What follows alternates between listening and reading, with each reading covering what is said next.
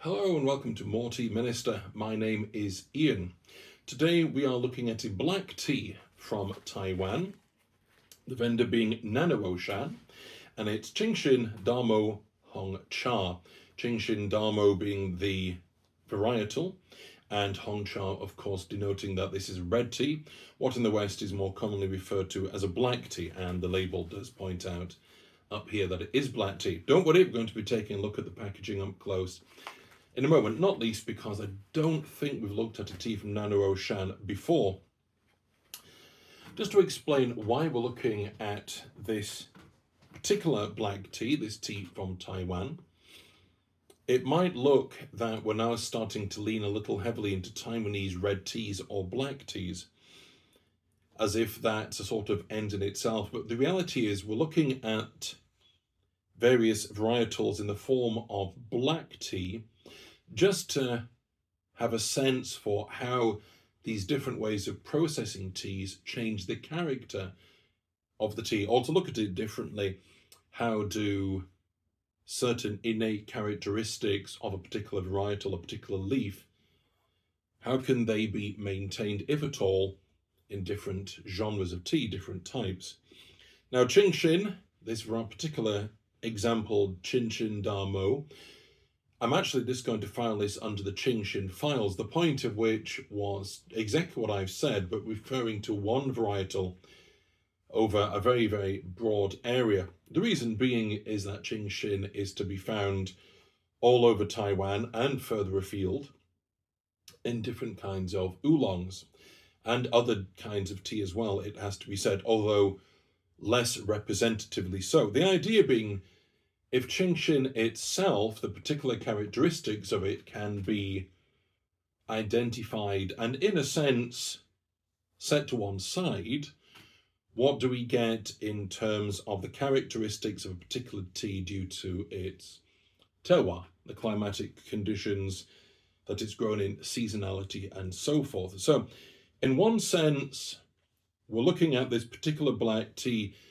to follow this train of thought when it comes to Qing Xin, but also just to be able to say, what is black tea processing? What's that maximum oxidation, or maximal, should I say, perhaps, doing to a Qing Xin flavor profile? Anyway, that's quite a lot of explanation. We're now going to take a look at the packaging and the tea, and then we will review it, as always, Western teapot style and through a Gongfu session as well.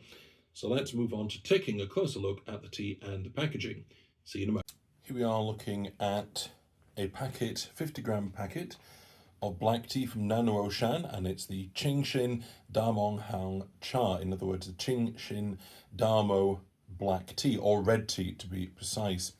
This is not the same label as Nanuoshan use for some of their other teas, so I'm not sure if this is a standard packaging based on size or the particular kind of tea, but I thought it was worth showing because although it's a standard packaging, it doesn't have any great information on it in terms of what we have here.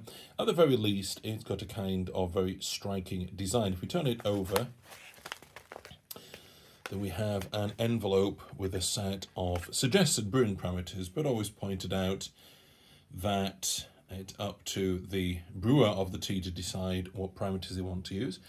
I might zoom in just a touch so you can see those up close. There we go. And down at the bottom is a best before date as well. So there we go. Steeping suggestions rather helpfully for all the different kinds of tea, the water temperature required, water to tea ratio for Gongfu or for Teapot. Very helpful. So let's move on to take a look at the tea inside. Back very soon. This is the leaf material for the Qing Xin Da Mo Hong Cha, the Qing Xin Da Mo red tea from Nanuoshan. The bouquet of the tea, the thing is, that's what struck me the earliest, the most profound thing about it. The smell is very soft and gentle. There's no harshness that you might expect from something that's been so fully oxidized. It's herbal and it's savory and it's soft. There's really no harsh edges or anything like that. Looking at the leaf material itself, there is some twiggy material. You can see quite clearly this piece here. There's also some twiggy material up here, and I'm not sure if you can see it. You probably can. Apart from that material, which stands out just because it's a paler colour, the rest is very, very dark brown. And I want to say dark brown rather than all-out black.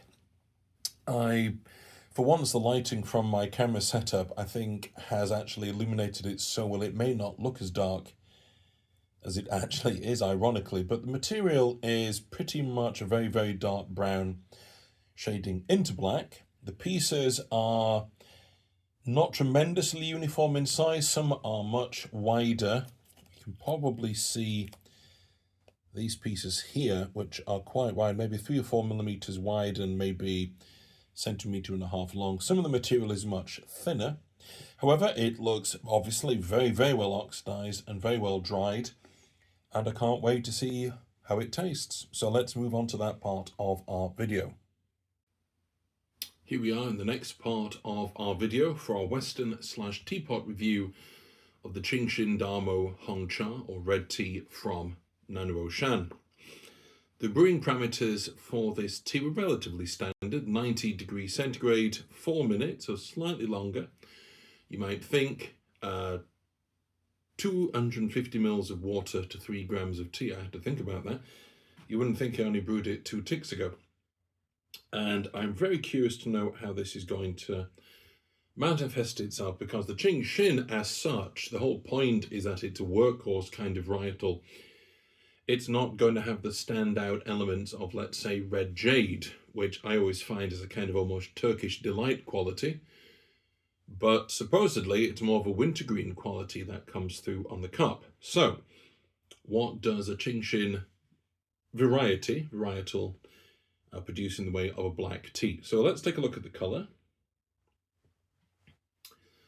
That's pretty much spot on. It's a lovely, intense, but not too dark bronze colour. I think that's perfectly reasonable to say. Scent-wise, soft and dark fruits. I think there's a hint of that more kind of cocoa-y, very oxidized quality that you want from a black tea, or you might expect from a black tea, let me put it that way. Just sort of beyond the red fruits, but it's not a great blast of malt or anything like that. So, and it doesn't have the fruitiness of a Darjeeling for that matter. The point is, it's dark fruits, and overlaid on that is that subtle higher oxidation kind of cocoa quality from a black tea, a red tea. Now, oddly enough, on the cup, it's not just sweeter, but it's a lot fruitier. The cup always seems to add sweetness or bring it out, but there's a lot more fruit there as well.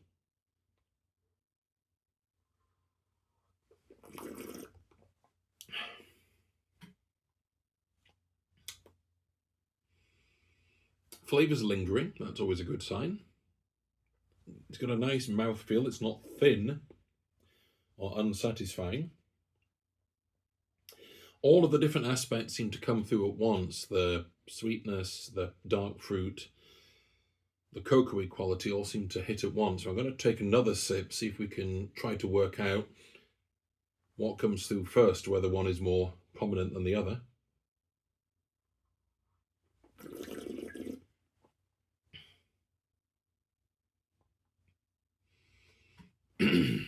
The sweetness and cocoa-y quality right at the start. Then the fruit comes in, and they're all lingering nicely.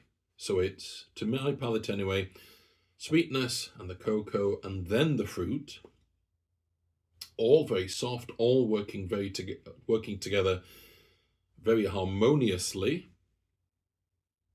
Maybe a slight herbal aspect as well, but again, it's black tea, red tea.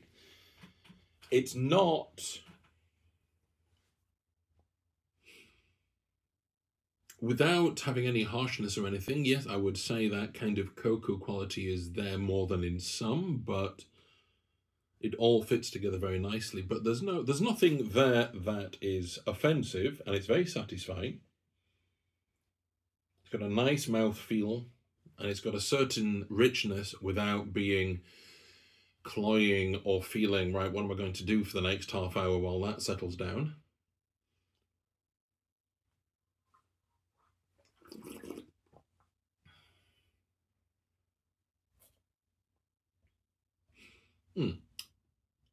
Is it drying? It's not even drying. That's always a good sign as well.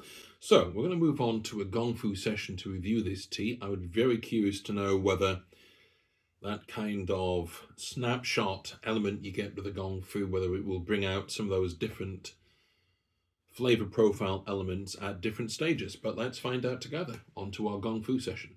See you soon. Hello and welcome to the second review.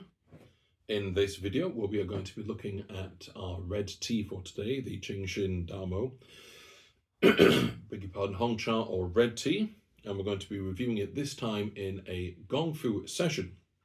Parameters are 90 degrees, as it was for the Western, 3 grams of tea, 50 mils of water per steeping, everything's pre-warmed, and everything will hopefully be relatively standard.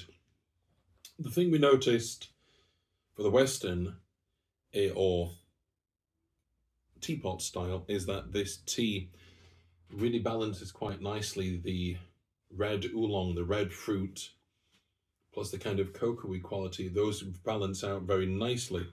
So I'd be curious to know whether either of those kind of comes to the fore or what order we notice them. I think, I'm not sure how long each of these steepings should be. There you go. Not filling the Gaiwan very much at all. So we may start at 30 and work our way upwards from there. In fact, I think we will. Let's go with 30 just to look.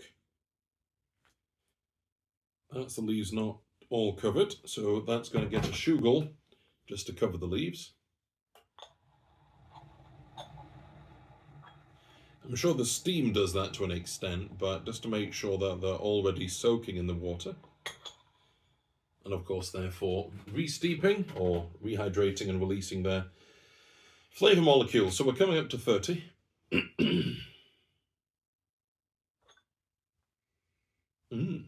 think we'll just stick to 35 for that. 35.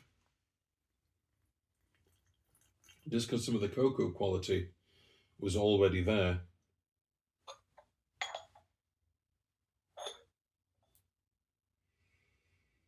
Definitely red fruit and cocoa. A little thin, but red fruit and cocoa definitely to the fore.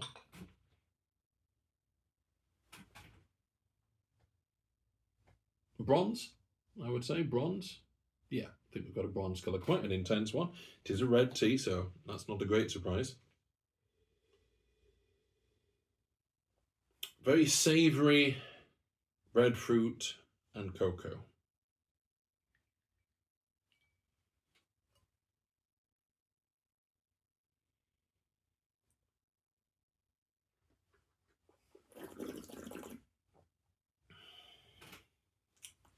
Red fruit came out, just pipped the cocoa to the post there. It's very soft, that's really nice. Little thin, but it's a first steep.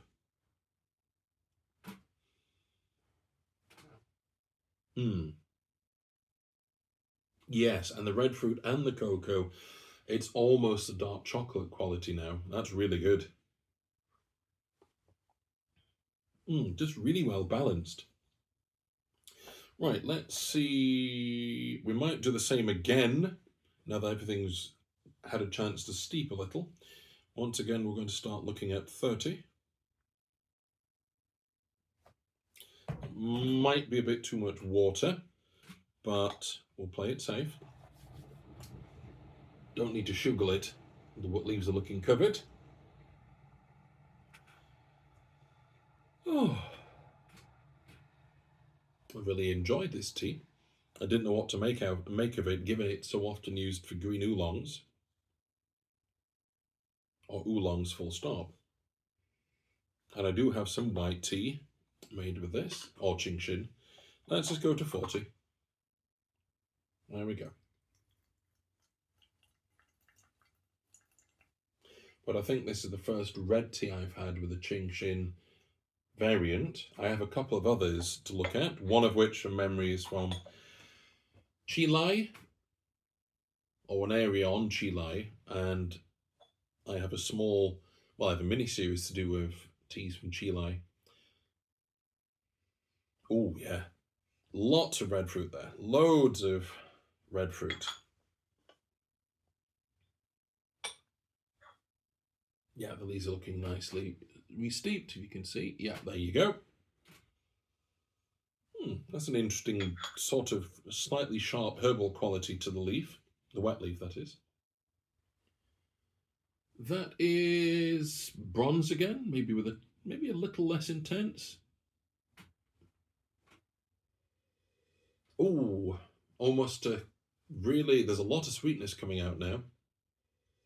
A lot of sweetness and red fruit.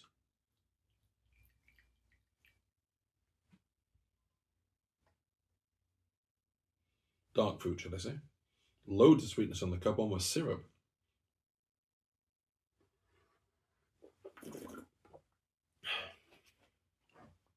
Loads of sweetness, loads and loads, and it is really complex sweetness. I think it's that kind of dark fruit thing makes the sweetness come out like syrup. So it is a syrupy sweetness and dark fruit. I'm trying to work out whether there's any of that cocoa quality left at all. If it is, it's just holding everything together. So a red fruit, dark fruit quality, definitely. Syrupy sweetness, but not body. It's again, it's light on the it's light in terms of mouthfeel.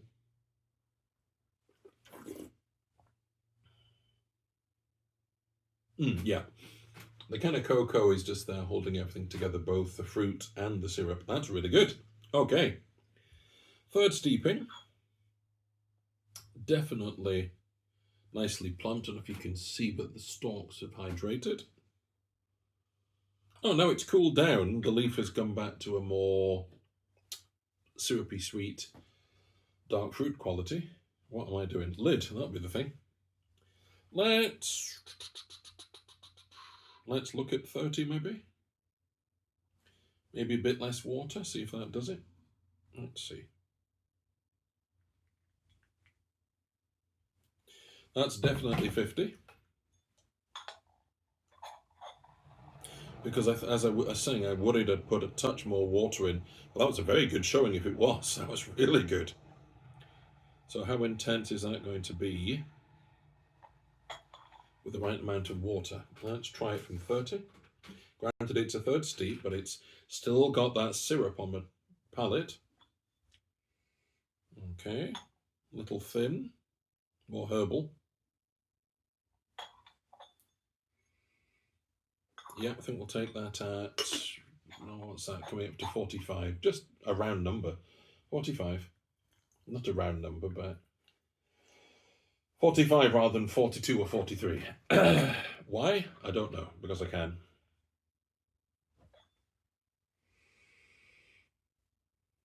More herbal at that point. With some sweetness, herbal and sweet, I would say.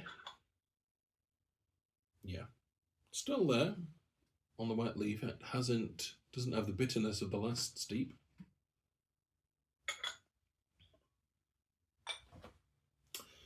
Colour-wise,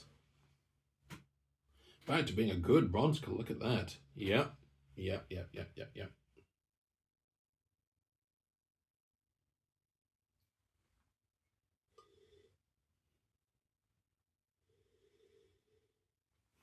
The red fruit's to the fore with that kind of slightly syrupy quality behind it. Yep, it's there on the cup. More fruit this time.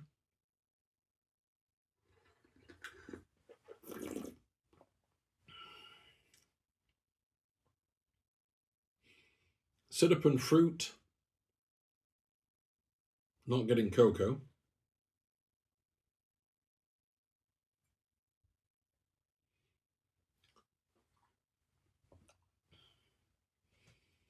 Unless, of course, it's the cocoa that's making the sweetness.